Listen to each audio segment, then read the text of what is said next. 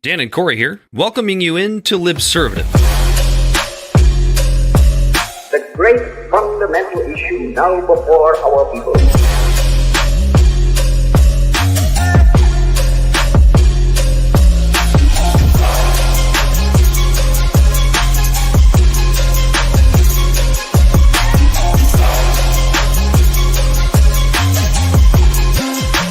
We, the people, cannot turn back.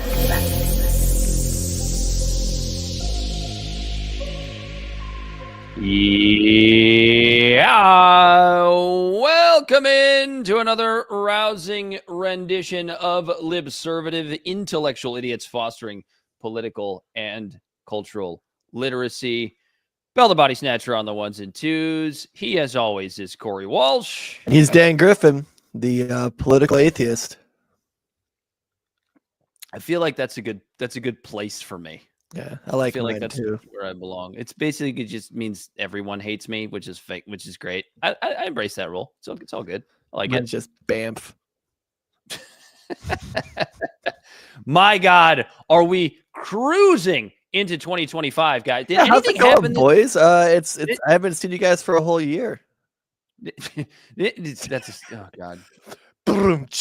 You like that? Thanks. I'll be here all week. You take forever to say nothing. We are cruising into 2025. Did anything happen already this year in 3 days in? That's nothing. Yeah, We're just more like 3 hours in. we're just here to chat. That's all. Nothing's going on in the political or cultural sphere. We are obviously tonight going to talk about the New Year's Eve attacks in New Orleans, but not so much the attack itself. I said attacks like it was plural. Not so much. It was New Year's Day, wasn't it? Yeah, it's New 3 Year's a.m. Eve. Yeah.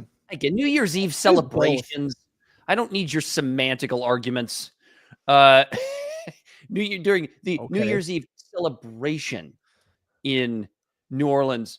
Not so much about the attack, though, but more about the unbelievably 2001 style narratives that are coming out of this.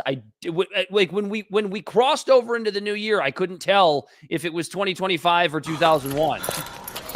What year is it? Smooth. That's absolutely correct. Robin Williams is always here to help. R.I.P. Yeah, He was apparently alive we're in 2001, so we know it's not 2001. Apparently we're supposed to hate Muslims again. Like that's the new thing. Anyway, we'll get into it. I never stopped. No, I'm just kidding. Boy, I know that's true. Then we're also going. Go ahead. Sorry. Yeah, we're going to talk about the I guess falling out between two different factions of MAGA as Vivek Ramaswamy opened his big mouth and actually said some things that were kind of true on Twitter. But, I didn't agree with that entire tweet. I especially don't like the fact that he came after my TGIF shows. Like, fuck you, Vivek. And the fallout from that. It kind of turns out, guys, that, what I had always said about not all MAGA people, not all Trump voters, but this certain faction, the very vocal Twitter sort of gab faction of the MAGA movement. It's not that you just didn't want illegal immigrants in the country. You just hate immigrants. If it ain't white, it ain't right. Yeah, that's right. Just own it. Just own it at this point. And then we also have Corey's got some updates on the geriatric nature of Congress. Geriatric hijinks. Cruise into 2025. But first, instead of doing things learned tonight, we're changing it over a little bit. We're going to do, as promised from last week, our predictions for 2025. But first, I was just setting it up. It's found on all social media and podcast platforms. Our website is libservativeshow.com. I'm sorry, what? It's the clunkiest show in the history of podcasts. I'm speaking, Mr. President. You take forever to say nothing. Let's start a podcast about all social media and podcast platforms. Our website is libservativeshow.com. We can be found at Libservative on Facebook, YouTube, and Twitch. Instagram and Twitter at LibservativePod. Our TikTok videos can be found at Libservative Podcast. And you can reach out directly at libservativepod@gmail.com. Subscribe today. I really don't know what he said at the end of that sentence. I don't think he knows what he said either. I'm just reading the script, brother. Thank you, Mr. President-elect. Oh, I guess we should update the folks on, for anybody who's not paying attention. Donald Trump won the election. Yeah. And Mike Johnson earlier today was confirmed again as the House Speaker. And some folks, again, what's funny is like, that is another thing that has kind of gone back and forth within the MAGA crowd. Right, because Donald Trump has said that he likes Mike Johnson and he wants Mike Johnson to be the speaker, but the sort of anti-establishment wing of the MAGA crowd is not a huge fan of Mike Johnson.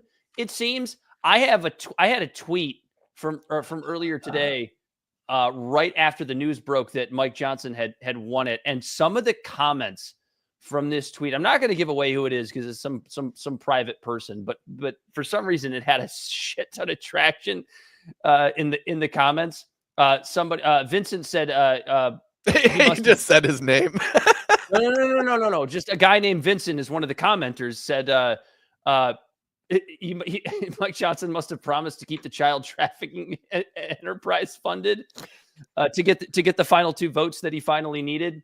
Who were those 2 lovely congressmen? Ralph Norman and Keith Self were 2 of the holdouts. Obviously, Thomas Massey, being the only adult in the room, was the 3rd. I believe that was the holdout on that one. Am I right about that, Corey? It was Thomas Massey, was it? Thomas Massey was the one that said that he was holding out. Yeah. Good. Okay. And then we have a comment from Jerry, which was absolutely fantastic. He just goes, and this guy looks like if you dug up Don Knotts and just propped him up on like a pole.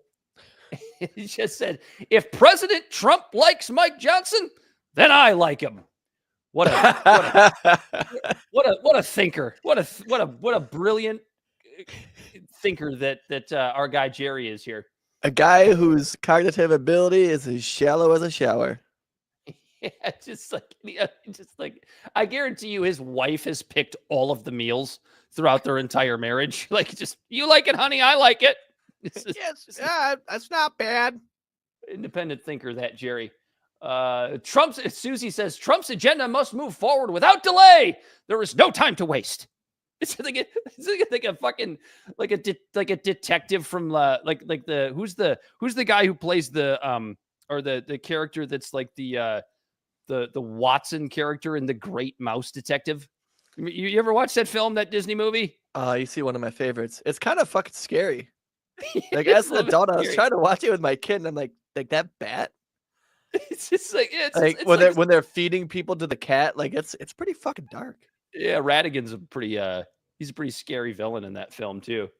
I would just step on him, but I'm not a mouse.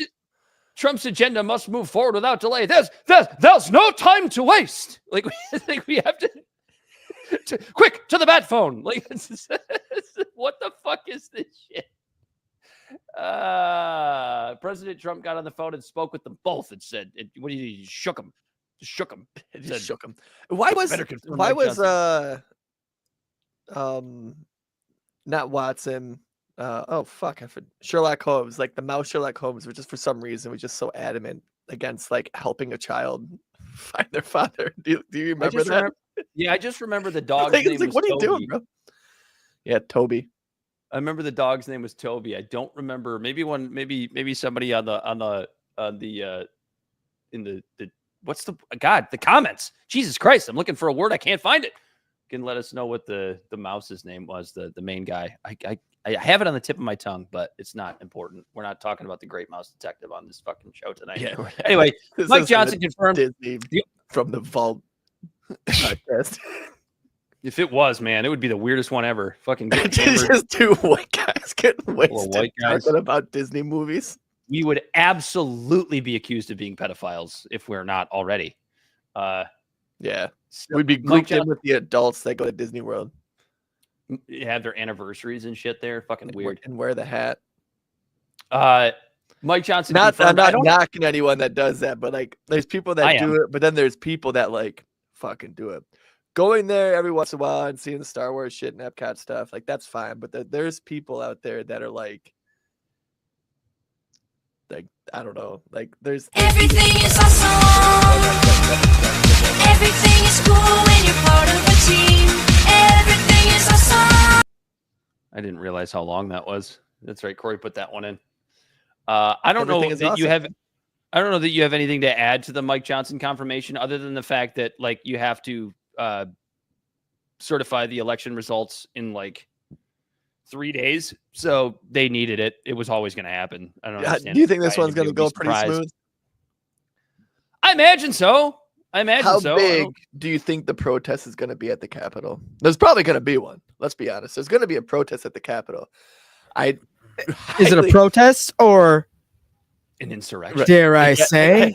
I highly, highly doubt that there's going to be like a fucking gallows erected in the middle of the yard, but it's just Robert De Niro out front yelling like an old man, going, "He will never leave if we certify this election. He will never leave." Jimmy Kimmel's out there with his ass out, just like it's like hugging blue-haired trans people. What the fuck? Yeah, exactly. What a great protest. No gallows, no guillotines. I don't know, real quick. What do you think it's going to be? 10,000? 10,000 people with a plus or minus 5,000? Here's why I don't think it's going to be a lot of people. I don't think it's going to be a lot of people because what this election demonstrated was that Democrats don't even like Democrats anymore. You know, there were so many people that just didn't even bother. That just didn't bother because they know that their own party, like they hate Trump, and that's fine. Like you can hate Trump if you want to. I'm not a big fan myself, as most people that listen to the show know, but not a fan. There's not like this. Everybody recognizes that he won. There's nobody out there. There was a little bit kind of right after the election, the kind of like, hey, let's recount it. And then like people on the right. Yeah, there like, was a weird conspiratorial push like on the for a minute of like for a minute, and like it's kind of died off. Fear of the lefts and the liberals who refused to believe that this was a legitimate election and thought that there was going to be a recount. And I remember seeing that shit and going, Jesus Christ, what is this, 2020? Like it was unbelievable. Just the hypocrisy. And we'll get into more of this. Another example. What year is it? But yeah, thanks, Robin Williams. But like how just in a game of role reversal in like some sort of marriage counseling fucking thing, how fast people on the left were like, this is illegitimate. This isn't true. This isn't like, and it's like, I was clearly like calling them fucking idiots in 2024. It's like the mega people in 2020 idiots. Both sides are like this. They're like like football team fans that want to just blame the officials. Like my team didn't really lose. The other team just cheated and the officials sucked. Yeah, they blame the officials and blame the fans and never blame the players. It's like, yeah, you also turned the ball over 4 times inside your own 20-yard line, you asshole. Like there's a reason your team lost. Your quarterback was a walk-on with leukemia. It's like you literally have no passing game. But sure, it was that is exactly what the Kamala Harris campaign was. The Kamala Harris campaign was a football offense without a quarterback. It was basically the University of Michigan most of this year. University of Michigan, who beat Alabama, whose fans were bitching and moaning, saying they should have been in the playoffs, which is kind of funny.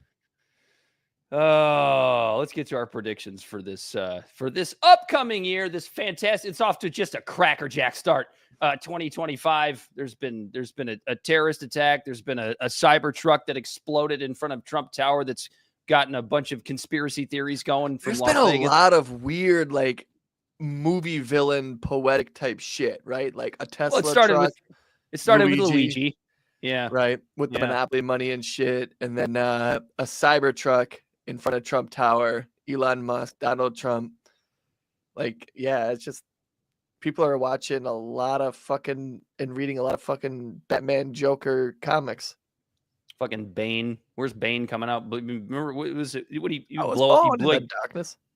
yeah, he like blew up Heinz Field, which isn't Right. Heinz Field anymore. They've changed the name of that. Well, I don't know what it was because it was Gotham. It was not the city of New York. It was Pittsburgh though. It was the actual football stadium in Pittsburgh where the Steelers play.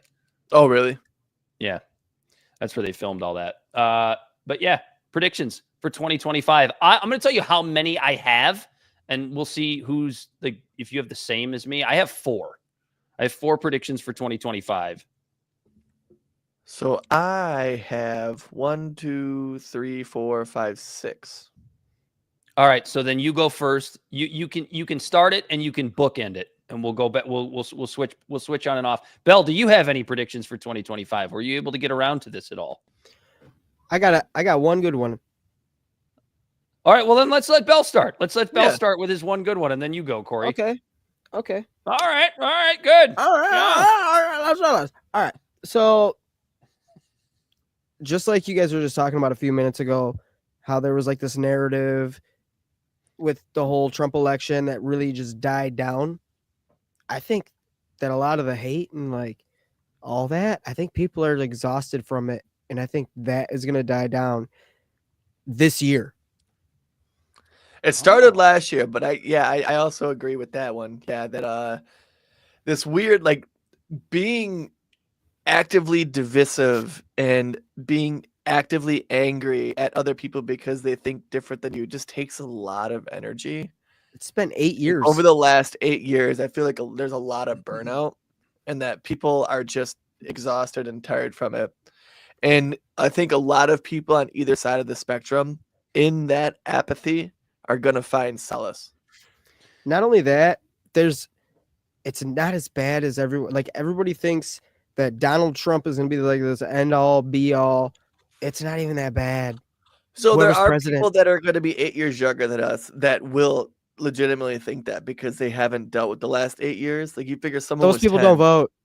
Well, now they do. And Past you election figure they people have. were 10. People that were 10 when Trump was elected the first time, they voted the first time this year, and some of them saw the first election that they were a part of their person lose.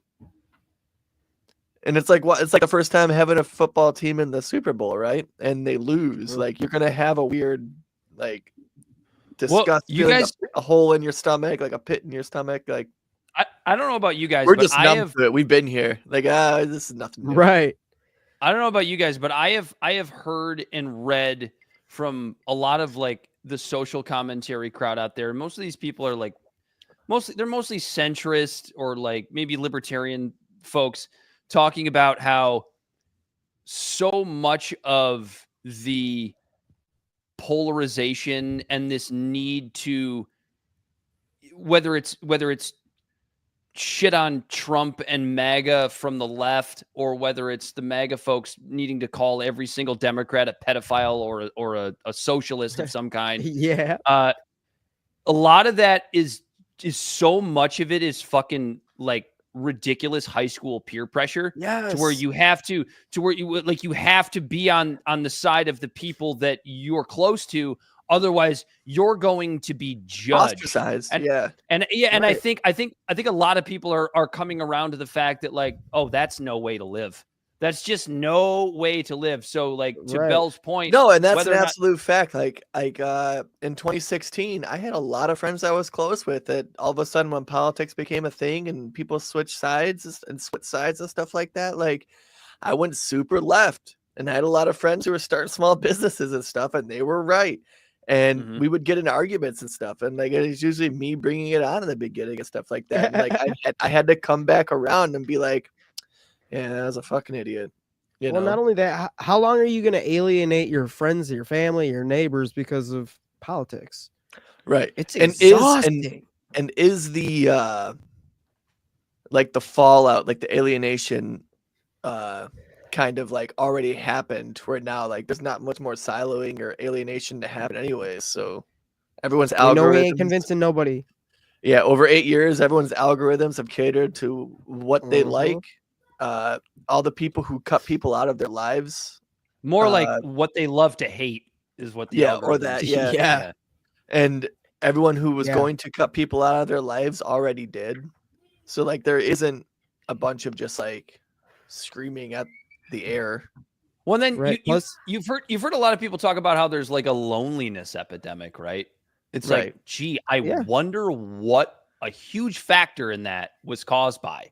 Like, I wonder how that happened. Maybe it's the alienation of every friend or family member that you have that went, I don't know, I kind of like that Trump policy. Like, that one sounds actually kind of okay. You fucking fascist, get out of my life. I never want to Right. see you again. It's like, Or the Bro, other side, chill. you fucking socialist, you Bro, I just communist. like the Second Amendment. yeah. Yeah, no, I think like the damage from all of that has Bro, I just And, like like, the I feel Second like- Amendment, right?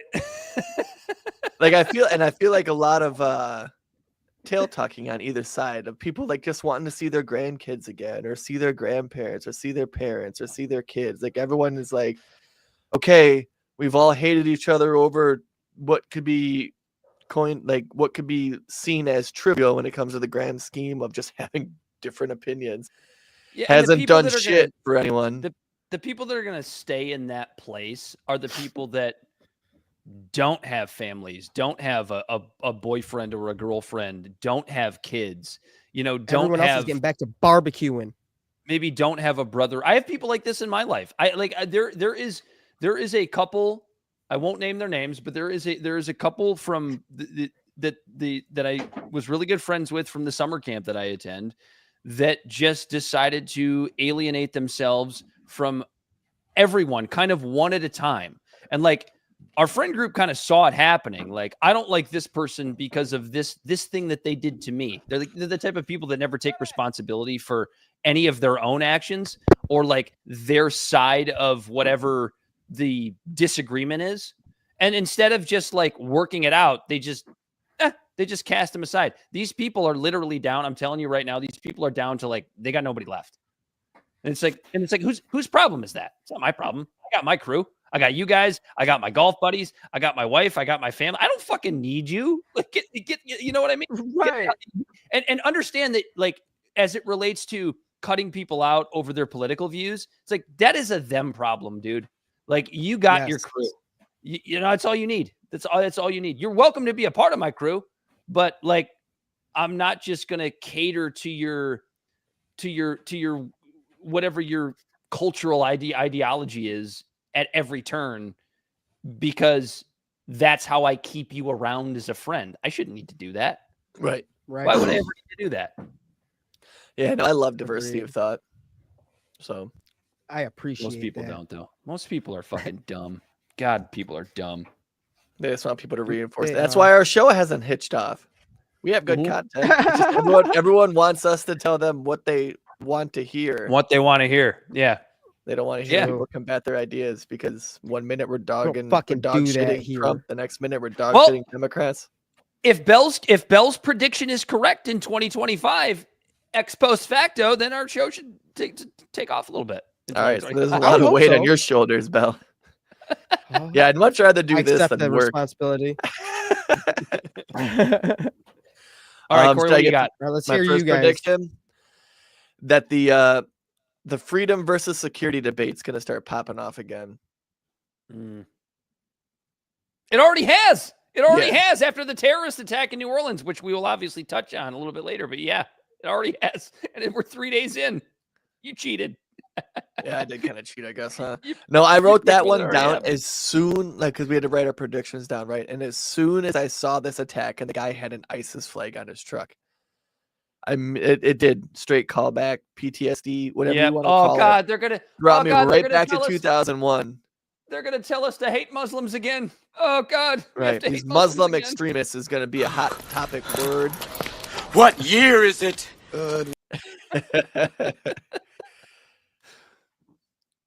And Is then, that it?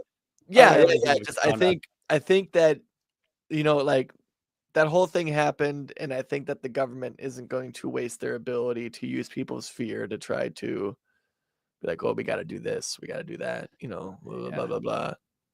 My first prediction might be, and actually to expound on that a little bit before I get to my first prediction, it's just another matter of security to gain power by taking away your liberties by scaring the shit out of you. Same so thing the government's always done. So Yeah. basically, we're on the same page with that first prediction. Yeah. No. I was just expounding on yours. Actually, that wasn't part of my first prediction. But my first prediction is this might be a little bit of a bold one, but maybe not given recent events in the last couple of weeks. I might have cheated a little bit too here, Corey, because there was some recent events that kind of made me have this prediction, which is that Elon Musk will be out of the Trump administration before the end of the summer. That's a good one. Hey, is this just deja vu? Right. That happened in 16. Yeah. No, there's already rifts and cracks in their bromance. Yeah, because believe it or not, Elon Musk he has to have certain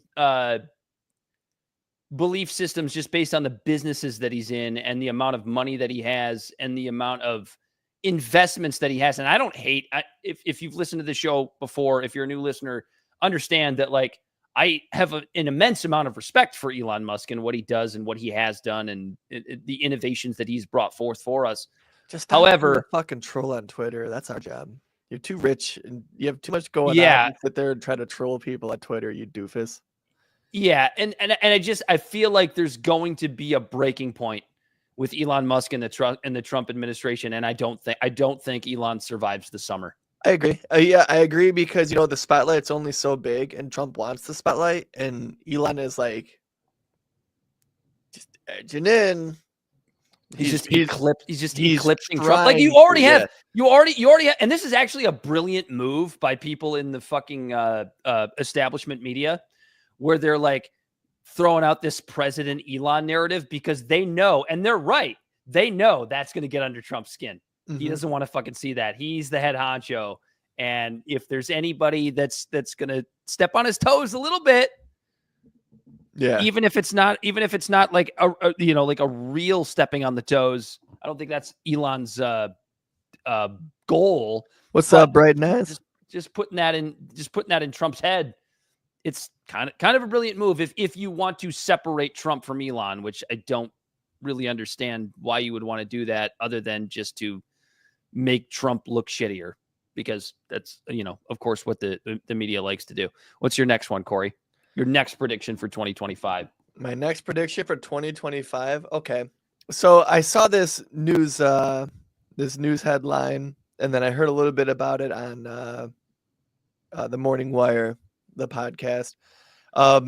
There's lawsuits starting to pop up from people who are 18 now regarding gender affirming surgeries and how they think that it was pushed on them, and how when they were young, they didn't really understand, and then it was given them as an opportunity to think, to make them feel more mentally healthy, but they don't see a fruition from that, because in all reality, if you have gender dysphoria or whatever it is, doing superficial things to your body isn't going to change on the inside what you know and what you think and how you feel. And that's why that study was suppressed by the New York Times about how the surgeries and the hormone therapies and all that stuff was negligible.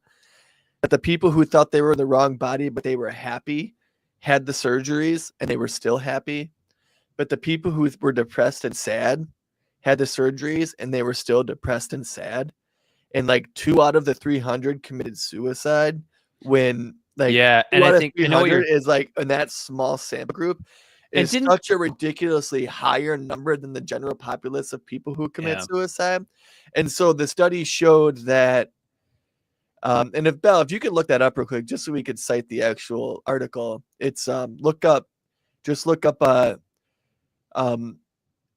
gender affirming surgery research shows, or I guess look up New York Times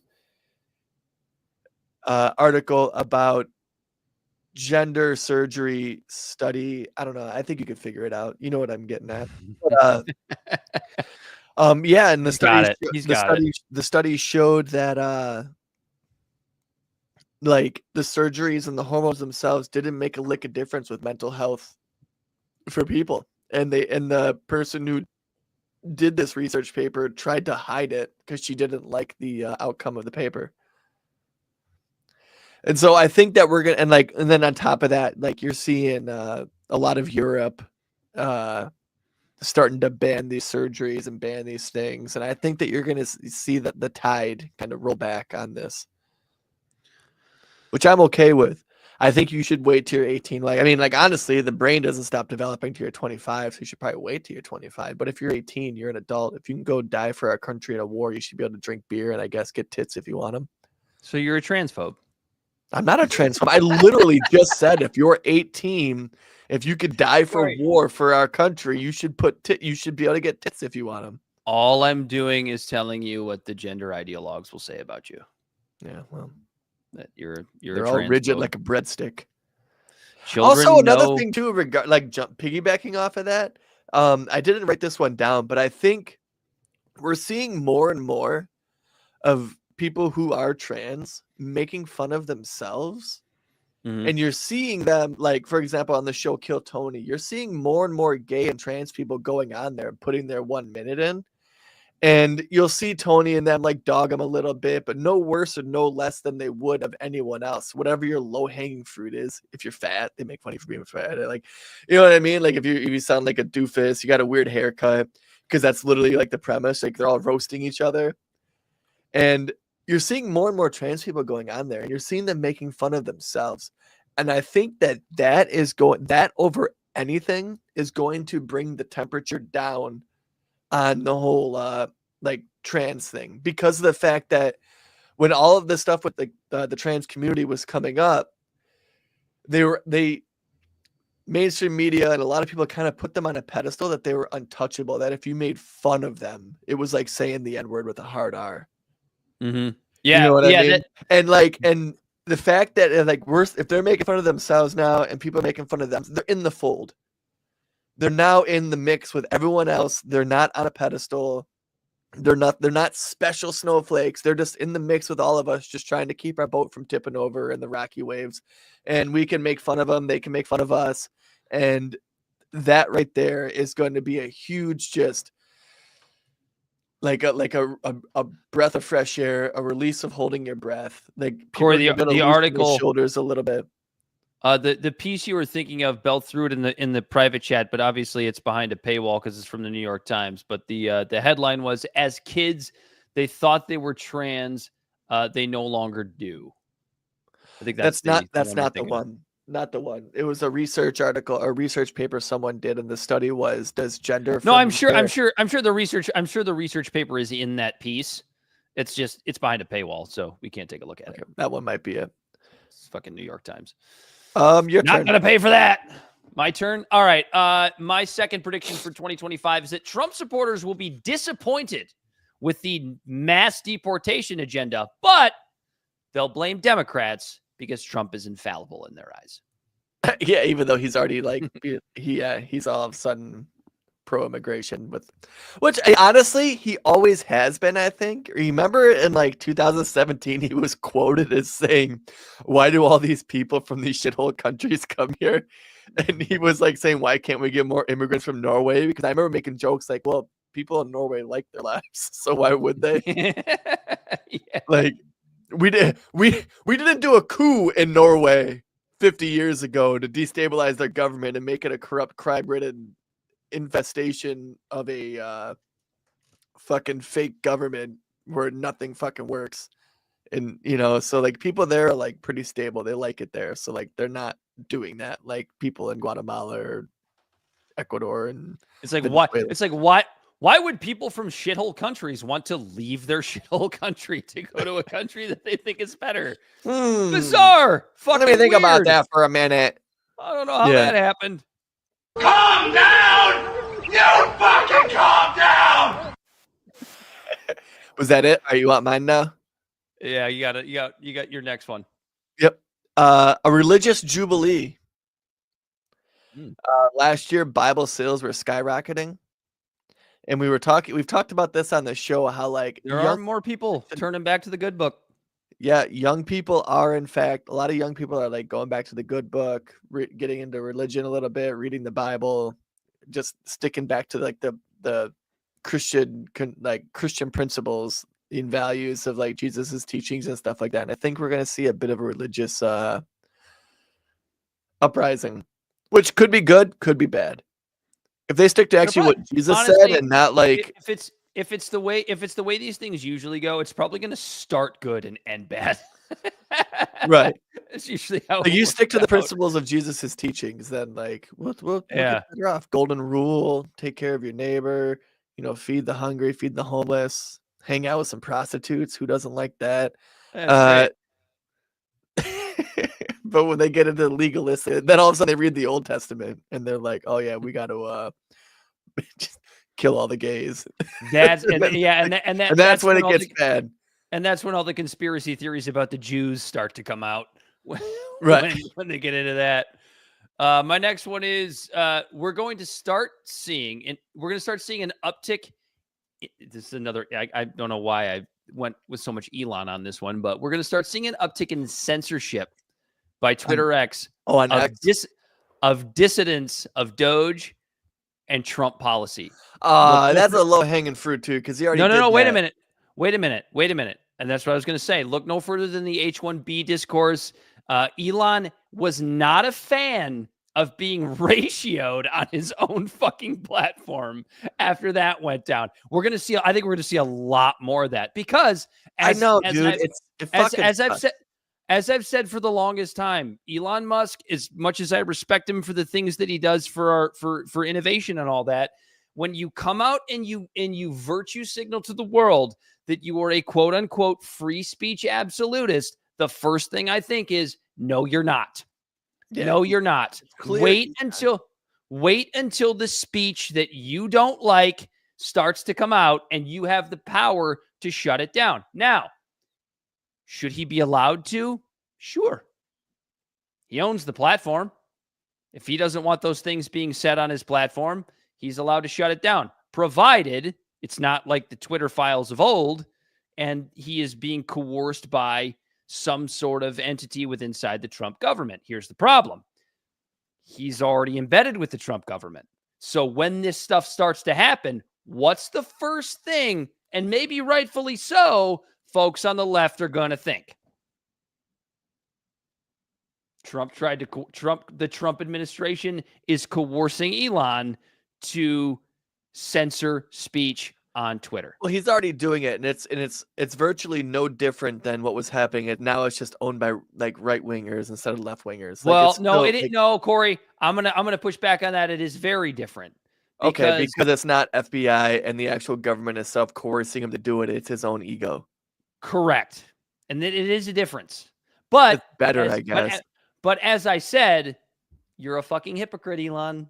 You're a hypocrite. You said you were a free speech guy. Who's going to want to use the platform like extensively if they know that they could build a whole living, a whole means of living on this platform just to one day accidentally might say something that pisses Trump off and then he just nixes your whole income. How many more you got?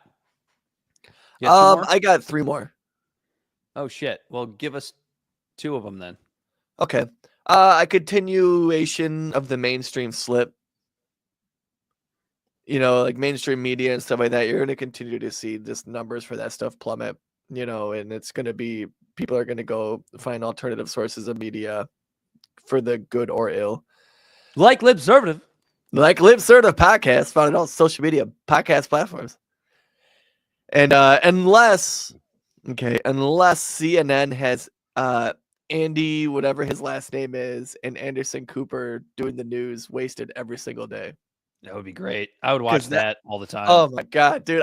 We had that on. Well, we had a couple people over. We had that on for New Year's, and it was. Dude, it's such a. Did you see the Whitney Cummings part? Yeah, I did. It was pretty good. Fucking Diplo's out. He's like, yeah, I'm tripping right now. I did a little microdose. It might have been a macro, but idiots on cable news. Yeah, just have them do the news. But there'd probably be something similar to our show, just more of a left bent. But like, yeah, no, that's good. That's good TV. That was really good TV. And then another one is this goes like for both sides of like the political spectrum. The hypocritical virtue signaling will be exposed more. We are like under the Trump president. I mean, under the Biden presidency, you saw a lot of it exposed when it came to things like people being pardoned. That's one of the more recent ones, right? The way that some people were pardoned when everyone was freaking out, like when Democrats are freaking about people that Trump pardoned, and then Biden comes around and pardons the same type of scallywags. They're just on the left instead of the right. And like border issues, all the different things that Biden was doing, the tariffs, all the different things that the Biden administration was doing that the Trump administration did. And you're seeing people on the right freaking out about it, freaking out about things that the left's doing that the right did first. And then now you're going to see people on the left freaking out about things that the right's doing that the left did first. And I meant to say that the same, but you understand what I mean? No, but that's one of the whole, that's almost one of the entire premises of our show, which is to show that these two fucking idiot parties are exactly the fucking same. Yep. It's always just a matter of like, which side were you captured to be a part of? Because you're going to hate the one side for doing the thing and you're going to love your side for doing the same thing. Now, Trump could change that.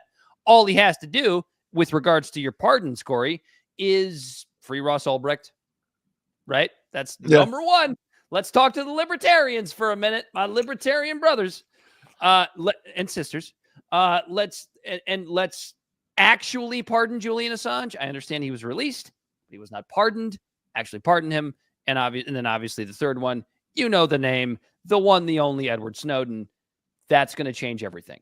And I'm really actually interested to know if Trump actually does that.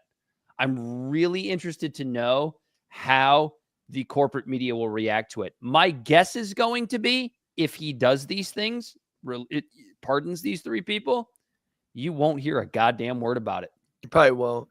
Now, if Biden did it, the right would freak out. You think? Yeah. Not Sean Hannity, but I feel like you would see Biden doing the right thing. Doing the right thing. Yeah, I feel like the Liz Cheneys, or not the Liz Cheneys, the Lindsey Grahams and all them would lose their fucking mind. Well, yeah, but that's different. That's different from like the faction of the MAGA movement that I actually like. Like there's a part of you don't the see MAGA Jesse movement. Waters going with his little eyes like Edward Snowden was we're talking about a criminal, or Ben Shapiro even, a criminal who just completely put a bunch of American soldiers at risk. And because he did that, because he put American soldiers at risk, that obviously makes it very difficult for Israel to keep its sovereignty in the region. Yep. Because Ben Shapiro looks at everything through the lens of Israel. All right, what's your last prediction? My last prediction is we will see an end to the Ukraine war under Donald Trump while we see an uptick in the wars in the Middle East. Okay. So Trump's going to escalate the wars in the Middle East, and we are going to shit on him plenty for it when that happens. But he's going to end the Ukrainian war. That's it. We should throw something with the Panama Canal on there. Oh yeah, because didn't he offer that up as like you don't get to use this anymore? I don't know enough about this whole thing. So that he was talking about the Panama Canal. Panama was, oh man, what country was it a part of? Panama? Well, no, Panama was a country that was created in like right before the Panama Canal was built. A group of people were like, we don't want to be a part of this other country anymore, and they created Panama, and we helped them. And then we built the canal, and then the canal was just ours. And then Jimmy Carter made a deal with R.I.P. by the way. Yeah, R.I.P. He finally actually did die this time. That's right, my next prediction. We're gonna find out. My next prediction is we're gonna find out Jimmy Carter's not actually dead. But yeah, Bell, if you can look that up real quick. What country was Panama a part of before they decided to concede from the other country? It might have been Colombia. Probably. I think it was Colombia. and we helped them do it. And then we built the Panama Canal. But in Carter's presidency, he told the Panamanian people. Colombia. Yeah. In Carter's presidency, he told the Panamanian people that in like 1999, I think it was, that the Panama Canal would be given. They'll be given back control of the Panama Canal, which they have. And then now China is trying to edge their way in there. And if China gets full control of it, they can fuck with our trade routes. So Trump is like, yeah, fuck that. Yeah. Just think of Tim Allen and Home Improvement sometimes, and I think it's all right. And then you want my last prediction? Last prediction. Now that we're 45 minutes in. All right, Dan. I know this isn't a sports podcast, but oh fucking A. My last prediction is the University of Michigan.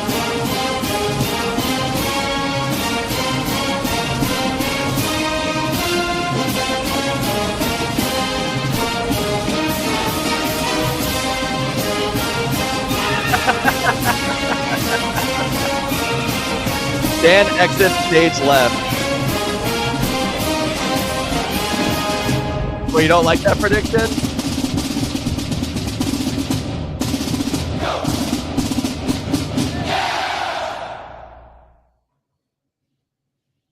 They're going to win the national championship? Is that your prediction? Good fucking fade out. No, I'm not making that prediction. That's some Homer shit.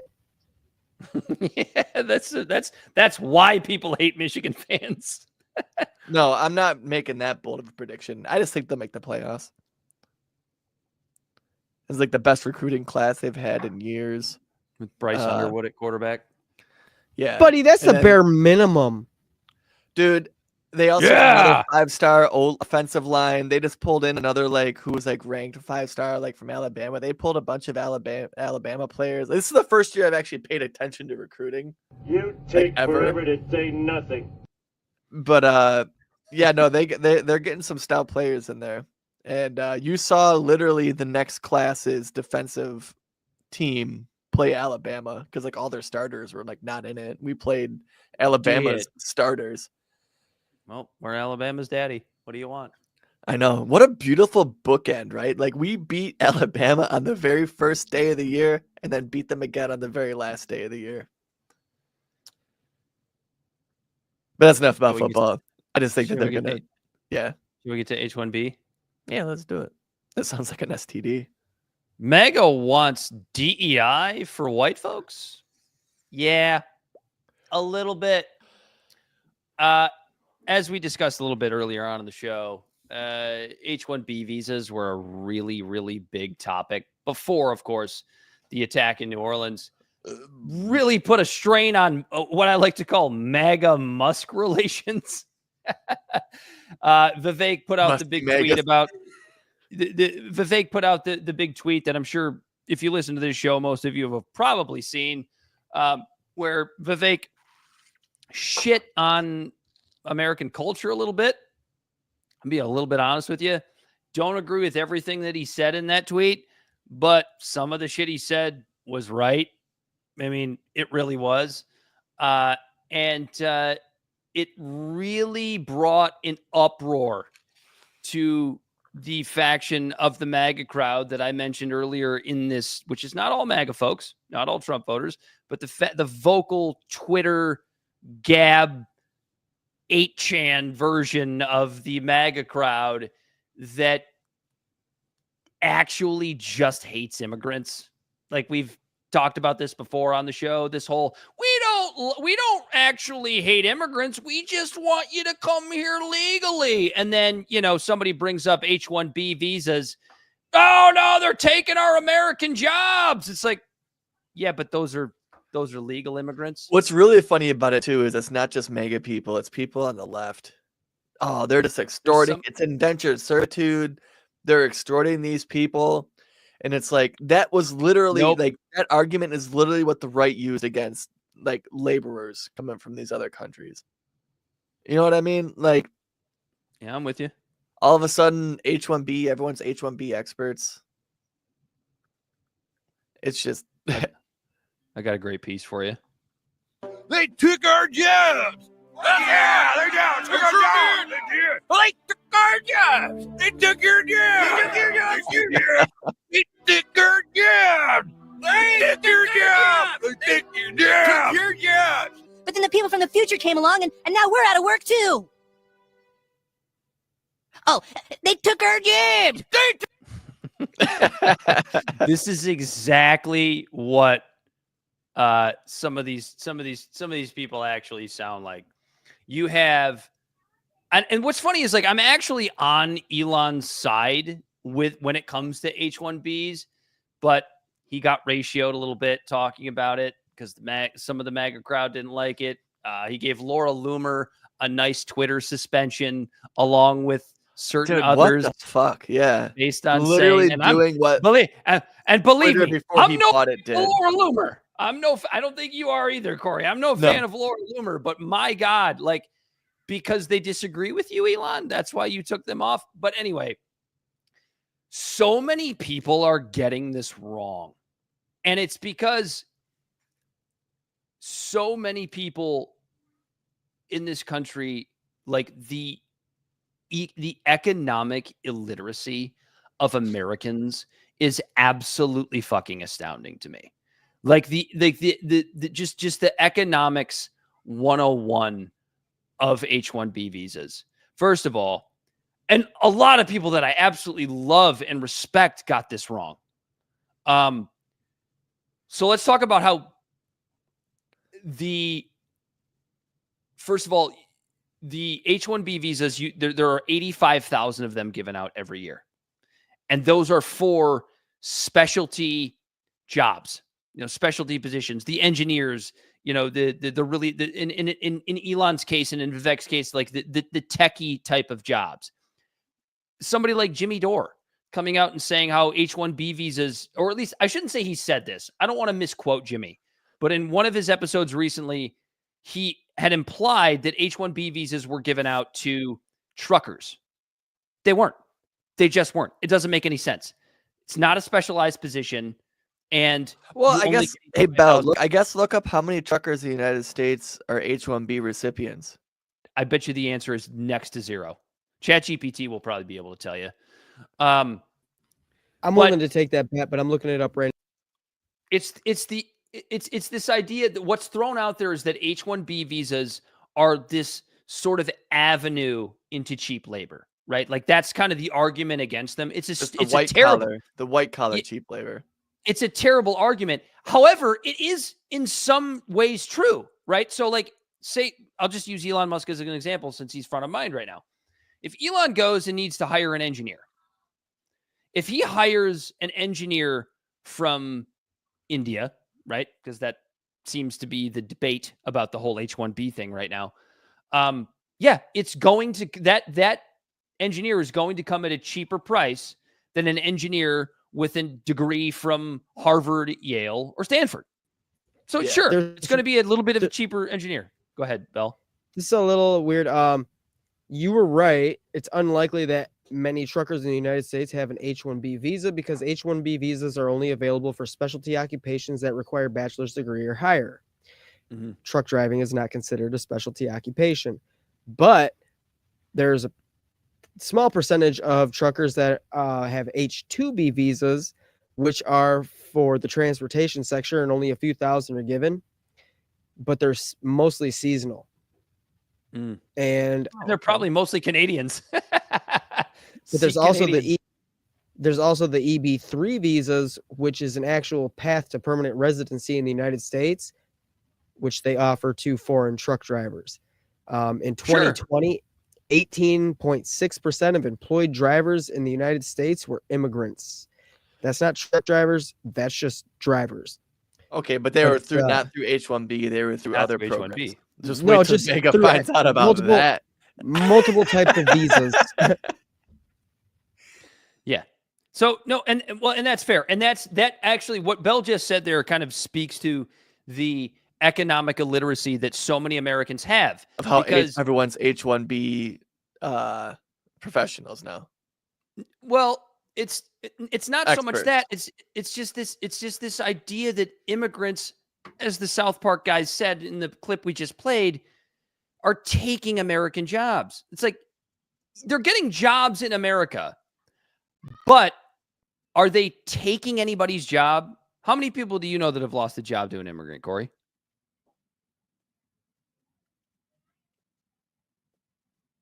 He's thinking. Bell, I'm gonna guess nobody. I'm gonna guess you don't know anybody. And it's not to say that there aren't anecdotal stories of, you know, a factory firing a bunch of American workers that are probably working low-skilled jobs at low wages anyway to save a little bit of money. I'm not saying it doesn't happen, right? I'm not saying that no Americans ever get fired for immigrant workers.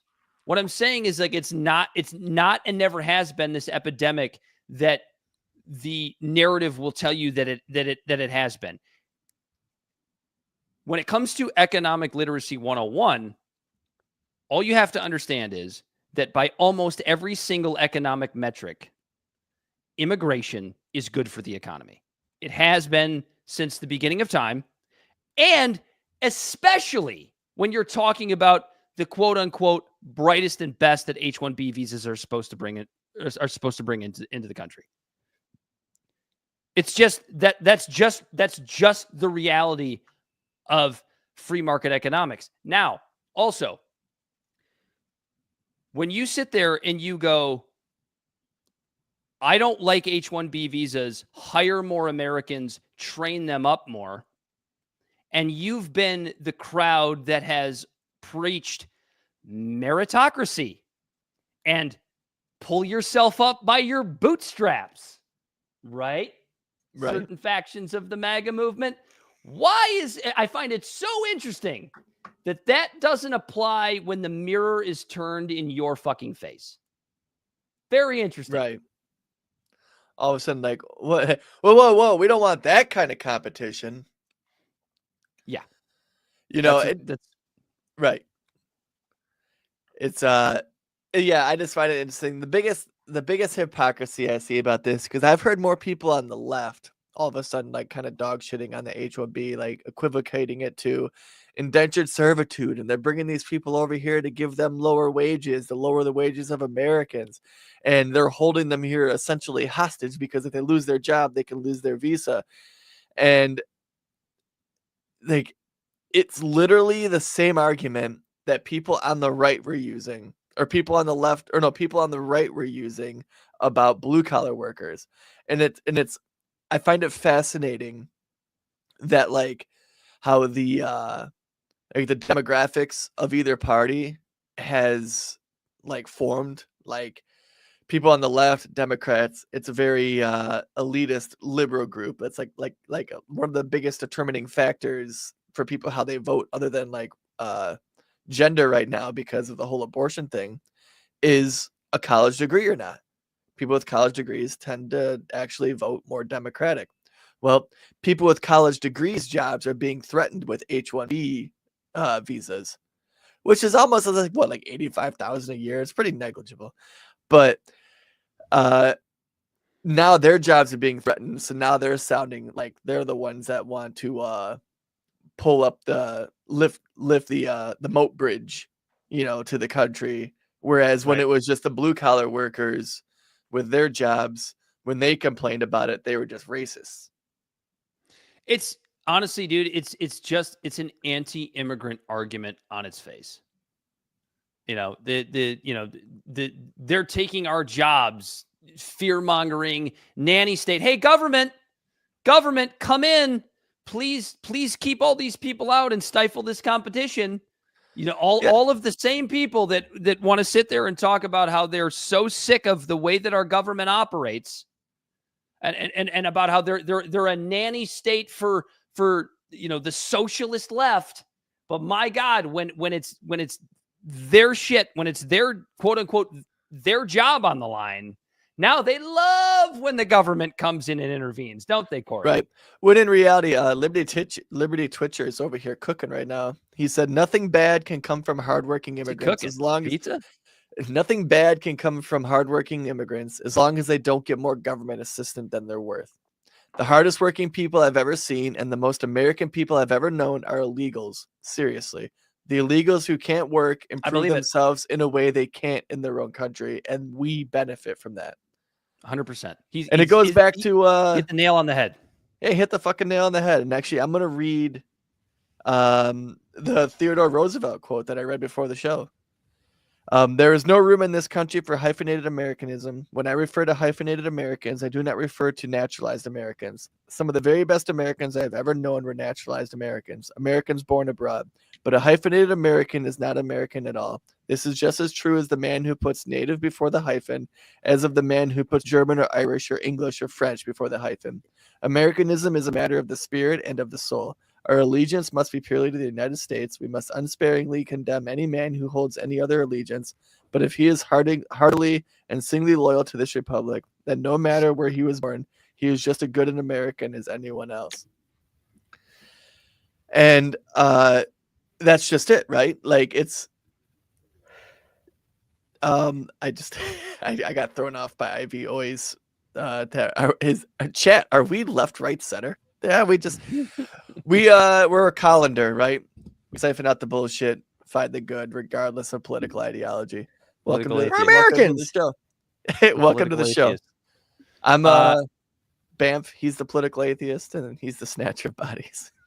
God damn it. The snatch. He's just the snatch. He's the gash. Is it?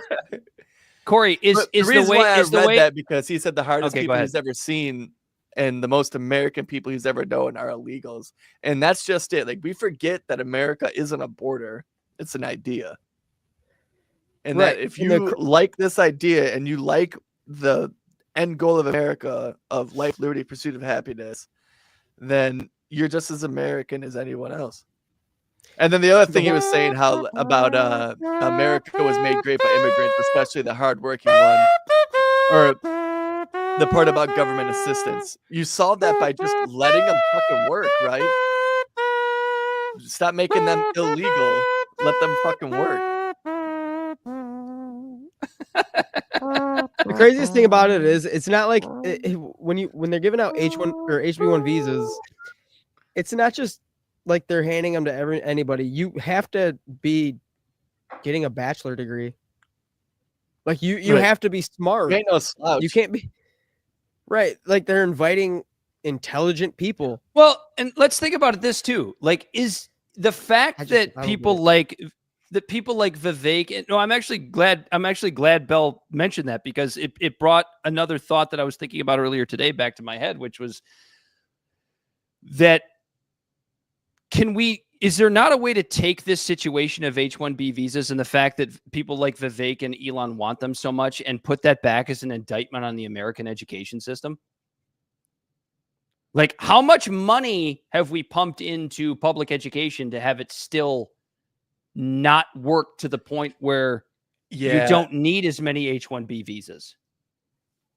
And school of choice is a way to start remedying that problem. It's not enough. As long as logistics are covered. Me and you disagree a little tiny bit on school. Here we go. Free market schooling. I like it. I like the idea, but I don't want people who just because they have less finances suffer from it. They wouldn't. But they do. Yeah, but they don't have to. They don't do. They don't have to, because I'm going to tell you right now, if more money were from the state, this is something we didn't talk about when we talked about school of choice. If more money from the state, I'm also on the same page. No, wait a minute. No, I know. I know that you understand that public education sucks. We absolutely 100% agree on that. Mhm. But your issue with school of choice is that correct me if I'm wrong. Let me see if I'm understanding what your biggest issue of school of choice is. It's not fair to certain lower income families that they can't provide transportation to some of these better schools, right? Is that did I sum that up? That's my only hang up. It's just like how some people, Dan just froze, but it's just, and even if it's like 1%, right? If it's only 1% of that 99%, you see people die on the Hill for abortion because 1% of abortions are rape. And it's an argument that there's no way, I don't think there's some people that do, but they're religious fanatics, but it's something that I can never argue. It's like, yeah, that makes sense. Even if it's that way, if the argument of abortion is based on that 1%, then yes, I'm pro-choice. But when it comes to school choice, if 1% of children can't get the same education as the kid next door because his mom has a working car, then I think that's an issue that we probably should try to solve. We got 2 Dans in here now. I'm back.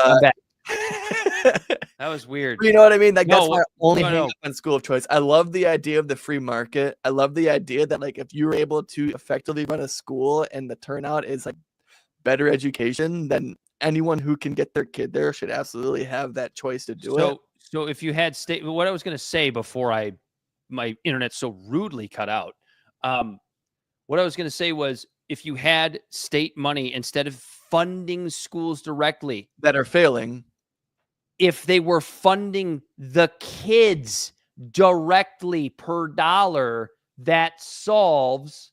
Not that I'm a big fan of the government paying for any of this at all, because I'm a free market guy, but I would much rather have tax dollars going directly to the child's funding, which would do what, Corey? For transportation to get then them I'm to better schools. Then I'm on board. My only hang up with school of choice is the kids who can't get access to the schools of their choice. I will say it is a reasonable issue. However, it's still better than what we have, even with your hang up. I'd agree. You know, you meet people from different sects of the cities and metro areas, like where we live, that you can tell the difference of someone whose parents were able to afford them, taking them to school in a different school district every day versus a child who couldn't. IVOI says government money should never go towards one thing or another. I, for the most part, absolutely agree with that, particularly when you're talking about federal dollars. Yeah. However, libertarians, well, there are no solutions. There are only trade-offs, but also, you know, libertarians always have this problem where it's like, you know, don't let the perfect be the enemy of the good. Like, we'll take some improvement over none. That's not all libertarians. That's a very small sect of libertarians, actually, because libertarians, one of their biggest downfalls is they out-libertarian each other. Yeah, they always let the perfect be the enemy of the good. One goes, we should have toll roads. The next one goes, we shouldn't have roads at all. It's like, all right, I guess that's the end of this conversation. Let private enterprise develop a floating car. Yeah, we could just fly. It's so funny because it's so true. You and I both dabble in libertarian ideals, and I think we like a lot of them. Yeah. But yeah, there is that like there's that like weird corner of libertarianism where it's like, can you just shut up? Yeah, I'm like that. You just shut the fuck up for a minute. I'm like that deer in all those viral videos who got his nuts snared on a spike on one of those wrought iron fences and I'm one half of me is dabbling in very left classist issues, and then the other half of me is in straight libertarian land. You know what I mean? Where it's like fundamentally, like I'm more classist. Like, fuck identity politics. I'm a working guy. I'm with the working class. But I don't think the government can solve the working class's issues. So you're a libertarian. A leftist libertarian, I guess. I don't know what it is. That's not a thing.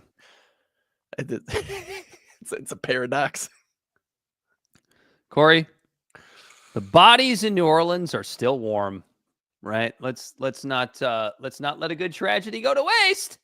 Let's just ask all of the loudmouth grifters out there how they feel about this attack in New Orleans. As of now, are my numbers still accurate? Or are we at like such a dirty 50? Headline? That's Dan's headline, by the way. That one's not. Sorry, guys. Like, but this is the reality of what we deal with. This is the reality of what we deal with. There were literally still warm bodies on the streets of New Orleans when you had the Marjorie Taylor Greens of the world and many others taking to Twitter talking about who are we supposed to blame for this? We do this every fucking time. Yeah, never let a good tragedy go to waste. people are still breathing that are about to die, and we have to get to our virtue signally corners and talk about who's responsible for all this. Are my numbers still accurate? This was as of a couple of days ago. We got 15 dead, 25 injured. I think so, yeah. It might be more than 25 injured, but honestly, like, it's just a statistic at that point. I mean, hearts go out to all the people involved. Yeah, it fucking sucks. Thoughts and prayers, brother. Right. Yeah. Thoughts and prayers. Right. No, I mean, you don't let a tragedy go to waste. And the left and right both do this. Like, whenever there's still kids in triage from a school shooting, immediately people on the left are talking about gun right policy issues. And the right is going, well, we can't, like, let's not talk about that now. We need to mourn for the loss. And then an illegal immigrant commits a crime in the country, and then people on the left are saying the exact same thing. Like, it just goes back and forth depending on where your political ideology falls. Depends on it's what if we mentioned multiple times on this show when any of these like mass shootings or mass killings happens, I'm always sitting there thinking, all right, people in the CNN newsroom and people in the Breitbart newsroom are sitting with bated breath, waiting to get the identity of the culprit, and they're praying that it's one thing or the other. The people at CNN are praying that it's a white guy, just dying for it to be a white guy, so that they can take to the air and talk about how white nationalism is a huge problem in the United States. Super dangerous neo-Nazis are out there threatening to kill trans people. Meanwhile, the people at the Breitbart newsroom or the Fox News newsroom are just waiting, thinking, God, I hope it's a brown guy. Please be a brown guy. So we can talk about how illegal immigrants and Muslims are so fucking dangerous and get our ratings up. Yeah. You see how red-faced I get over this shit? Yeah, it's gross, and it happens every fucking time. Every time. IBOA just brought it up. He goes, MGT's quick response to all of this kind of makes me sick. Yeah, and they doubled down on it. They're like, oh yeah, that an illegal immigrant. Turns out he's an American citizen who served in the army. Yeah, Marjorie Taylor Greene, I swear to God, minutes. She goes, that truck was tracked coming in through Eagle Pass from Mexico. Didn't even bother to fact check whether or not it was a rented vehicle, which it was, whether or not it had passed through Eagle Pass while the current renter, which was the guy that, committed the crime, had gone over the border. He didn't. But yeah, that truck had been back and forth over Eagle Pass a multitude of times through rentals. And are you saying that a car on Toro on the border was used to cross the border when people rented it while they were on vacation? Fucking weird, right? And but here's the other thing. Let's just assume he had taken it to Mexico and come back across. That's not illegal. He's an American citizen. Are we keeping American citizens south of the border now too? Right. It's what did I equate it to earlier? It's it's like going to a concert at a big venue. Yeah, no re-entry. Leave, no re-entry. Yeah, was that the country now? If you leave, no re-entry. Like, God damn it, I really want to see Taylor Swift, but I forgot my fucking vape pen. Yeah. Nope. Sorry, no re-entry. Can't get back into the country. You're done. You're out. Bye-bye. I will literally go through the same metal detector twice. It's fine. we shit on the right there for a minute, but I'm gonna talk about how both sides got this wrong, like immediately, because like there's the 24-hour news cycle. There's always a reaction to this bullshit before anybody knows what the hell's going on. Since we started with the right, I have more on the right, but let's start with the left, or continue with the left. How the left got it wrong. Really, really hesitant to call this a terrorist attack, like for a minute there. You know what I'm talking about, Corey? Yeah, the really FBI, hesitant to call it a terrorist attack. The like 85-year-old police chief of New Orleans called it a terrorist attack, and then the FBI was like, I don't know if this is a terrorist attack. The mayor of New Orleans was a little wishy-washy. Honestly, in retrospect, the FBI was actually given pause. They were trying to do with their fact-finding mission instead of trying to drive a narrative, which I mean, I guess is fair. But am I allowed to say But what if it was a white guy?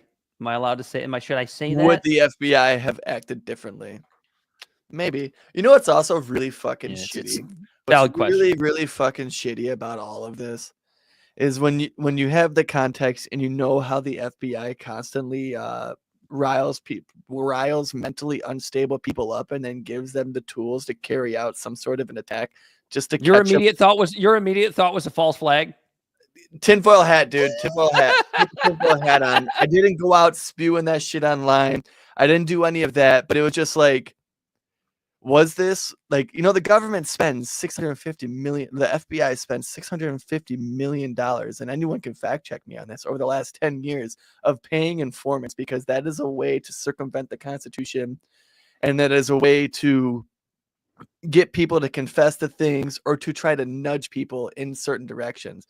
And you have for example, I have two examples right here. Mickey Windecker, look his name up. He was a provocateur who was an informant by the FBI who was trying to entice people to try to kidnap and murder and bomb and do different things like that to police chiefs and AGs and stuff like that during the Black Lives Matter protests. He was a leftist, the guy who was doing this to. Mickey Windecker was infiltrating BLM protests to try to get people, to get them all riled up to do illegal things. On the right, you have Ray Epps, one of the FBI informants who was at the January 6th. Like I forget what that, like recently a news article came out. There was like 35 FBI informants at the January 6th riots. And it's the just Gretchen Whitmer thing. The Gretchen Whitmer thing. There was people who were involved in that. And like, for people who don't know who Gretchen Whitmer is the governor of our state, Michigan. And people got arrested and indicted on this for trying to kidnap our governor.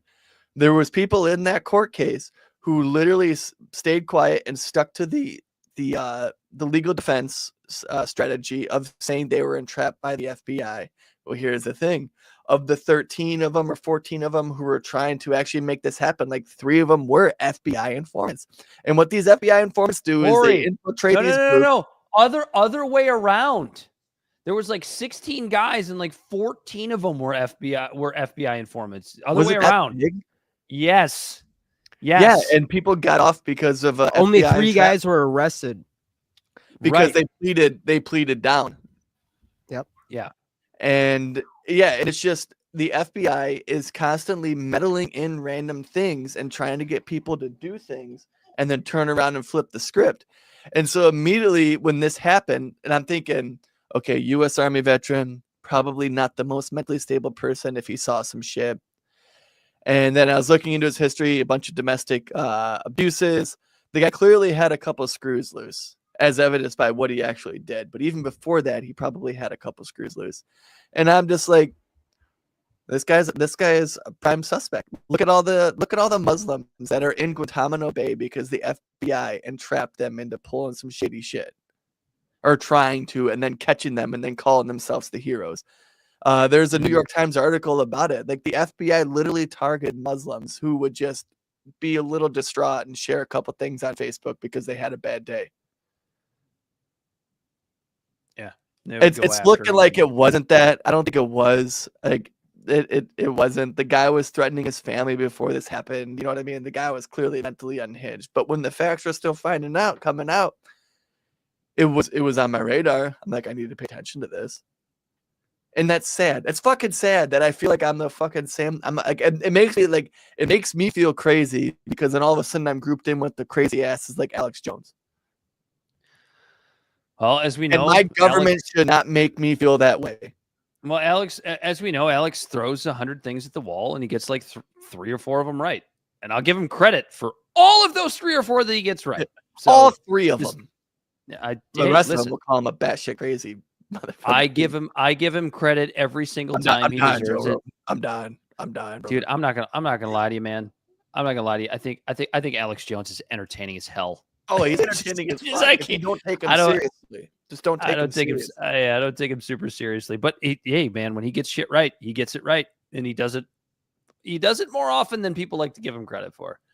That's so basically what Corey's not whole nearly diet enough as what he thinks he is right about. Correct. Corey's whole diatribe there is essentially everything I wanted to say about how the left got this wrong. You nailed it. You basically nailed it. So I'll move on to how the right got this wrong. And I don't hate on one side more than the other. I'm a double hater, triple hater, whatever you want to call it. But I think he even hates himself. It's true. I think the right got this wrong in a far more frustrating way. And it was what we mentioned at the top of the topic when we first started talking about MTG's tweet right after, like literally as people were still bleeding on the street. It seems like this has been turned into a border issue. Like still to this minute, as we sit here talking about it on January 3rd, 72 hours later, it's still a border issue. It's still a border issue. You had Donald Trump. What's his truth? Hold on. I had it in front of me. When I said that the criminals coming in are far worse than the criminals we have in our country, that statement was constantly refuted by Democrats and the fake news media, but it turned out to be true. The crime rate in our country is at a level nobody has ever seen before.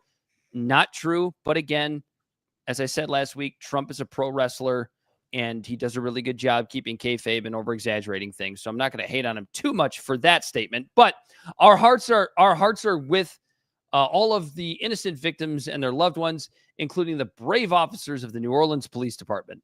The Trump administration will fully support the city of New Orleans as they investigate and recover from this act of evil, making it a border issue. The horrible immigrants are coming in and committing these crimes when this guy was an American He wasn't a fucking immigrant. Yeah, this guy was an American citizen. Veteran. I have a fun video for you. This is Mike Johnson, who was just recently reelected, reconfirmed as the Speaker of the House.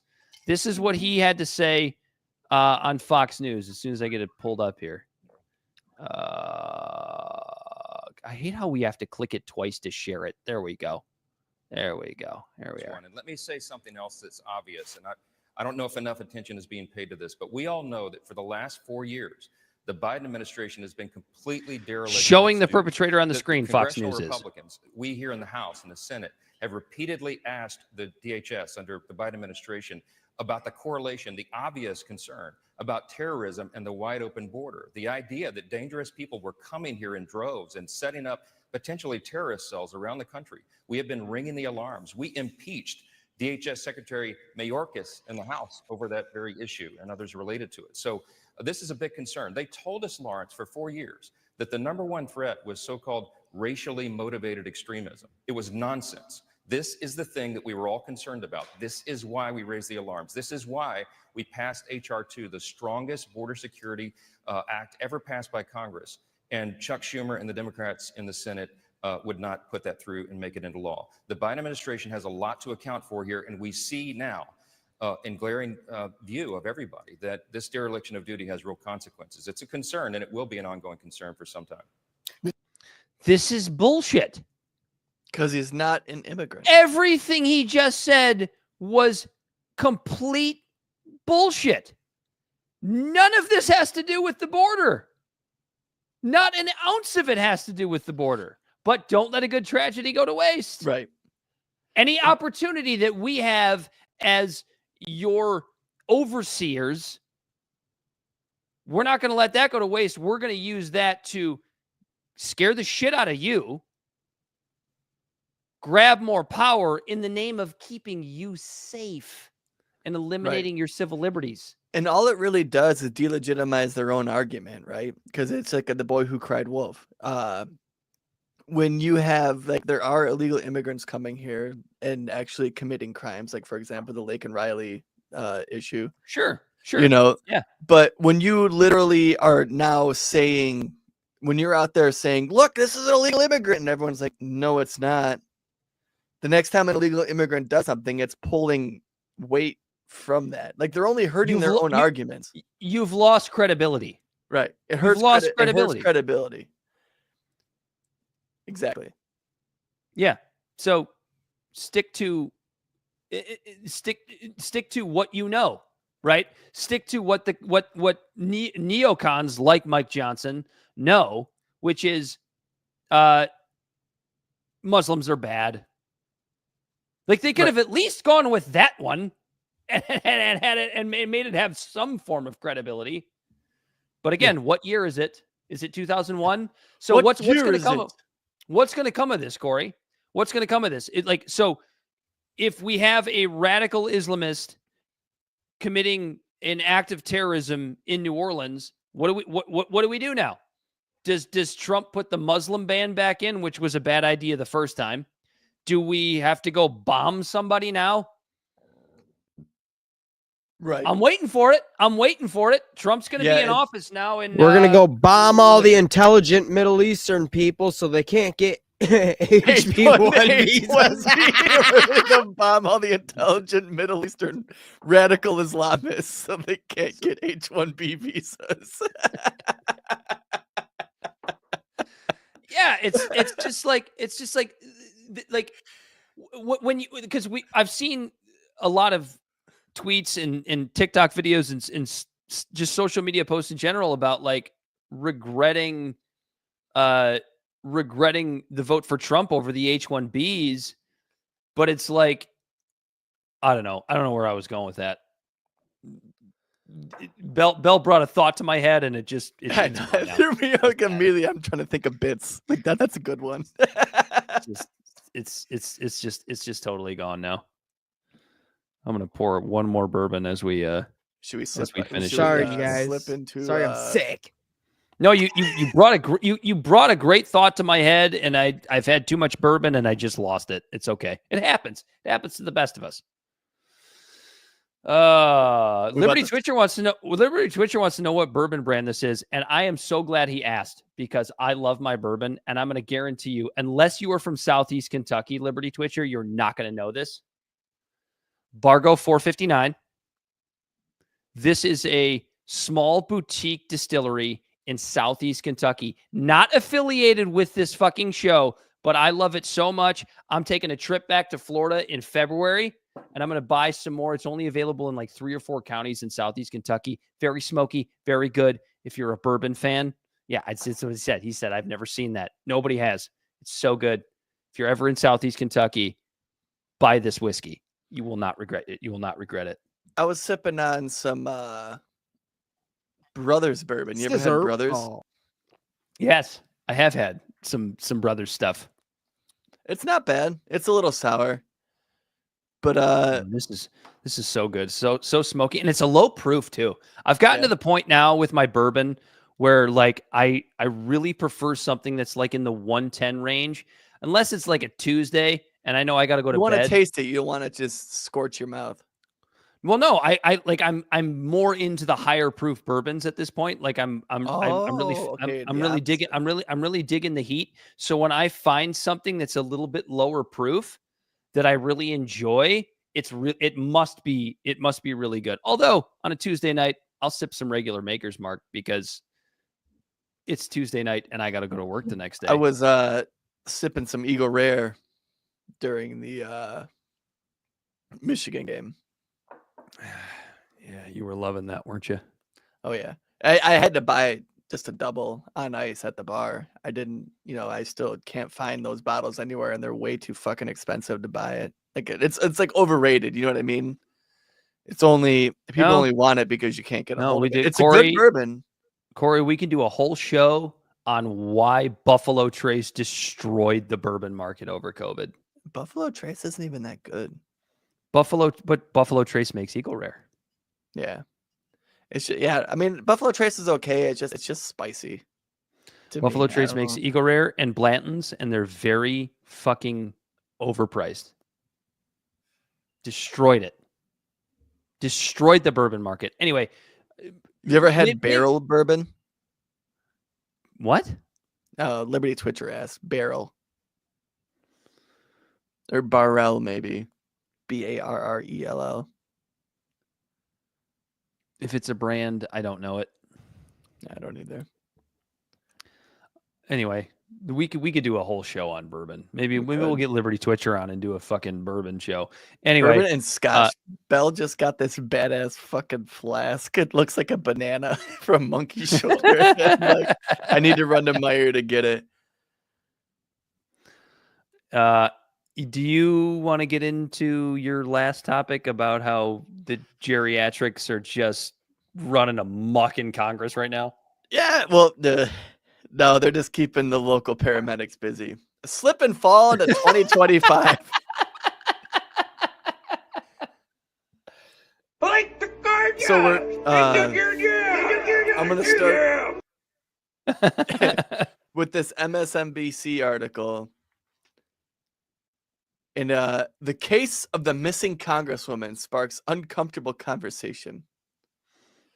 So her name is, what was it, Virginia Fox? Oh, no, Virginia Fox was a different one. So when it comes to the understanding of the final months of, her name was Kay Granger in her congressional career. She was in charge of the Congressional Appropriations Committee for the Republicans. And apparently she was missing. This is actually a really short article. I'm actually, no, because it's bent about talking about what I'm talking about. But yeah, no, this girl was missing. You ain't found shit. No one really knew where she was, and she was actually in an assisted livings home for like 2 months. She said that she wasn't going to rerun for her position and whatnot and all that. You know, she was basically trying to fade out. But my 67 people Corvette. didn't really know where she was, and she was in a assisted living home for dementia, and she's in charge of the Appropriations Committee. So we got her. AOC just recently lost to like a 70-something-year-old with throat cancer. I mean, for a leadership role in the DNC. Corey, thoughts and prayers. Yeah, Jerry Connolly. He won as he's like the House Democrats voted Tuesday to elect Representative Jerry Connolly as the party's ranking member on the House Oversight Committee, beating a bid from Representative Alexandria Ocasio-Cortez. Nancy Pelosi had her hand in that one for sure. She was one of the biggest advocates to get the old guy with throat cancer in. Oh God, Nancy fucking fell asleep today during the that's.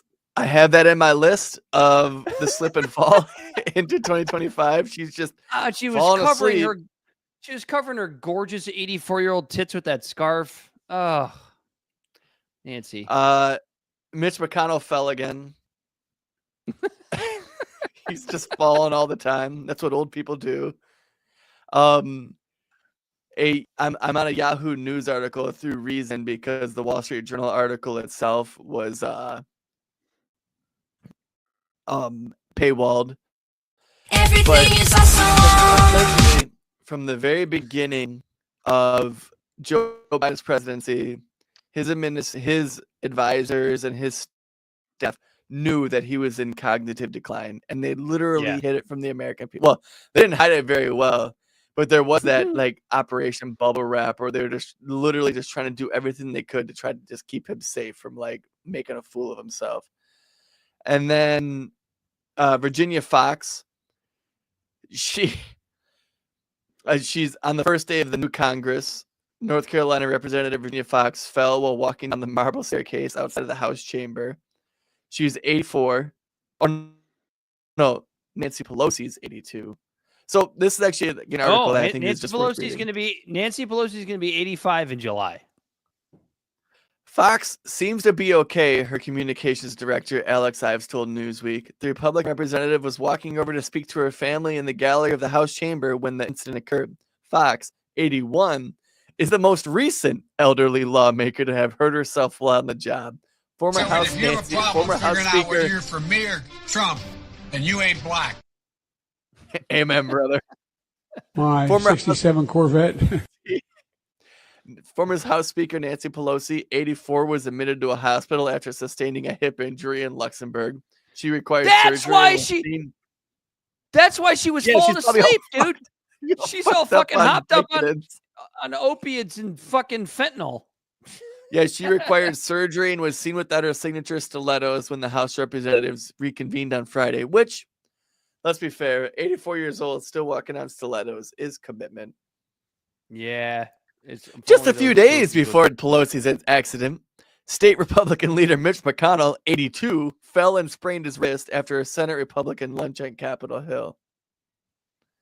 So Rep. Fox slipped while walking down the marble staircase outside of the House chamber after walking up to talk to her family in the gallery. After being helped to her feet and looked over by medical personnel, she proceeded on her own to the attending physician's office to get treated for a few individual cuts.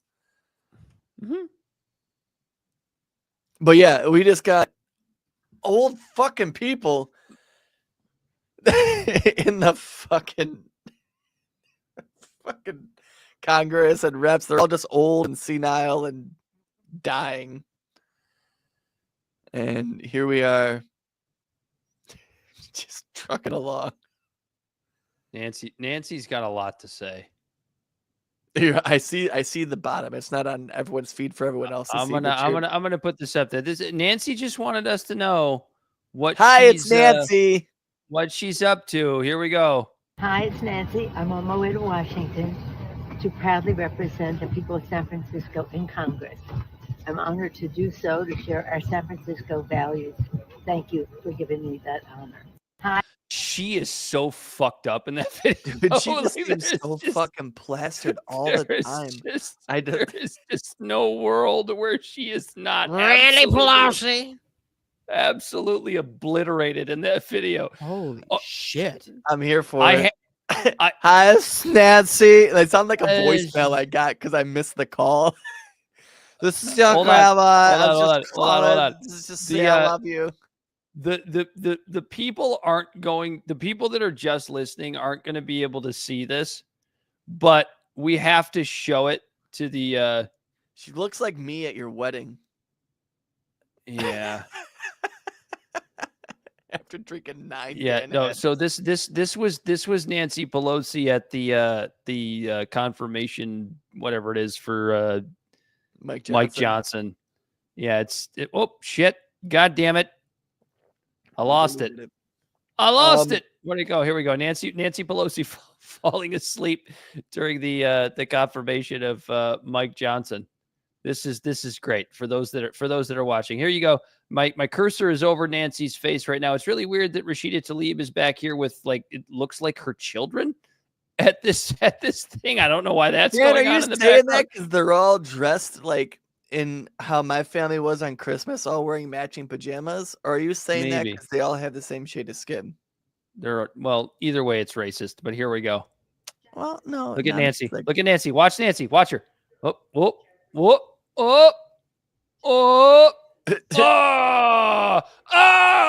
She's asleep. Nancy's Was it asleep. Bring Your Kid to Work Day? Because like that Virginia Fox chick on the same day was like leaving to go see her family when she fell on the marble staircase. Which, what kind of fucking family makes their 81-year-old fucking grandma walk down a marble staircase to come say hi? Why can't you go up? And then also, when are they going to start